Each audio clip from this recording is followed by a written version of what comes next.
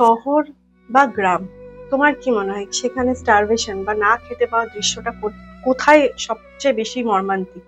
আমার মনে হয় শহরের, আমার চোখেই মনে হয় যেন খিদেটা বেশি হয়। ডাস্টবিন থেকে খেতে আমি গ্রামে দেখিনি, ডাস্টবিন থেকে খেতে আমি শহরে দেখেছি। সেটা আমার কাছে একটাও প্রশ্ন, যে শহরে তো মানুষও বেশি, মানুষের কাজও বেশি, মানুষের অর্থও বেশি, তাহলে কেন শহরের লোকটাই বেশি ডাস্টবিন থেকে খায়? আমি গ্রামে আছি 24 বছর, আমি গ্রামে কোনো শিশুকে এখনও পর্যন্ত ডাস্টবিন থেকে কুড়িয়ে খেতে দেখিনি, এমনকি ডাস্টবিনও সেরকম দেখিনি। এই যে বললাম আমি একসঙ্গে 10-12 জনের খাবার নিয়ে যে বেরোতে শুরু করলাম, দেখলাম সংখ্যাটা অনেক বেশি, আমরা খুঁজি না তাই একজনকে চলে যেতে দেখেছি। এরম রোজ কিছু কিছু পেতে থাকলাম। ওখানটায় ছেলে তখন ছোট, নার্সারিতে পড়ে, রানাঘাটে ভর্তি করেছিলাম, ওকে স্কুলে দিয়ে আমি স্টেশনে বসে থাকতাম। তখন আমার পরিচয় হলো একটি ভাইয়ের সাথে, সে ভিক্ষা করে, তার হাত নেই, মানে হাত পা পঙ্গু, সে টায়ার নিয়ে ঘষে ঘষে ভিক্ষা করে। 2008 সালে ঘটনায় দিয়ে এবার ওর সাথে না আমার ওই বসে থাকতাম অনেকগুলো ঘন্টা, স্কুলে ছেলে, একটা সখ্যতা তৈরি হলো। ওর জন্য আমি খাবার নিয়ে যাব কি, ওই আমার জন্য খাবার নিয়ে এসে বসে থাকতো, আমাকে দিদি বলে ডাকতো। আস্তে আস্তে ওর সঙ্গে সম্পর্কটা এমন হয়ে গেল না, আত্মার সম্পর্ক, মানে ওকে ছাড়া আমি আর, এবার ও হচ্ছে লিডার হয়ে গেল, মানে ও খোঁজ নিতে থাকলো। তখন দেখতে থাকলাম রানাঘাট স্টেশনে একটি মা ছিল, ছায়া মা, তার ছেলে মেয়েরা বাড়ির থেকে মৃত ডেথ সার্টিফিকেট বার করে রানাঘাট স্টেশনে ফেলে দিয়ে গেছে। তার বড় বড় চাকরি করে ছেলে মেয়েরা, মায়ের সম্পত্তিটা নেবে বলে ডেথ সার্টিফিকেট বার করে ফলস মাকে স্টেশনে ছেড়ে দিয়ে চলে যায়।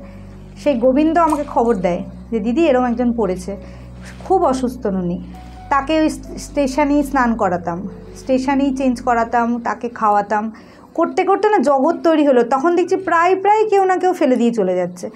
এটা আগেও দিত, কিন্তু আমি তো কখনো দেখিনি, তার মানে খোঁজ নেই নিত, তো দেখবো কী করে?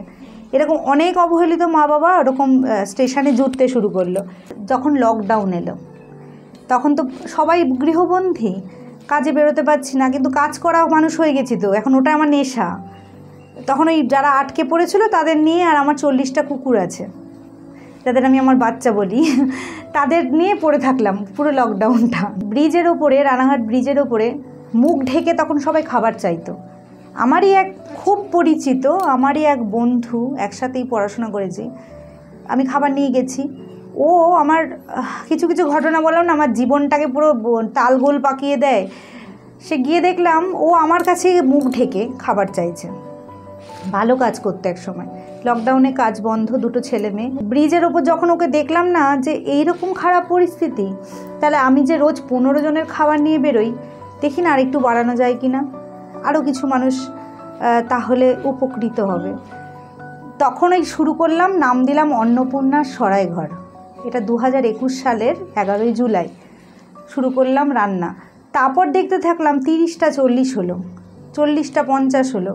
আমি ভাবছি যে ভেবেছিলাম 1 মাসের বেশি সম্ভব না, অত বড় একটা খরচ চালানো, কি কোথা থেকে পাবো, কজন আসবে আমার সঙ্গে, আমি আর আমার হাজব্যান্ড কতটা পারবো, আমরাও তো খুব বড় এমন কোনো ঘরের নই। যেহেতু আমার হাজব্যান্ড সবজির বিজনেস করেন, সেদিন সবজিটা আমার একটু ইজিলি পাই, সবজি ভাতও তো খাওয়াতে পারবো, আলু সেদ্ধ ভাত খাওয়ালেও তো পেটটা বাঁচবে। খিদে গিয়ে আমি জানি খিদের জন্য একটা মানুষ চলে গেছে, যার জন্য আজকে আমি রাস্তায়। তখন ওই শুরু হলো তো হলো, ভেবেছিলাম 1 মাস, সে আর শেষ হলো না, এখনও চলছে। এখন 100 জনের রান্না হয় প্রতিদিন, রবিবারটা বাদে, যেহেতু রবিবার আমি ধর্মতলায় আসি, প্রতিদিন 100 জনের রান্না হয় ওখানে। এবং আমি, আমার মা, ভাই, আমার হাজব্যান্ড, ছেলে, এই কজনই আমাদের সদস্য।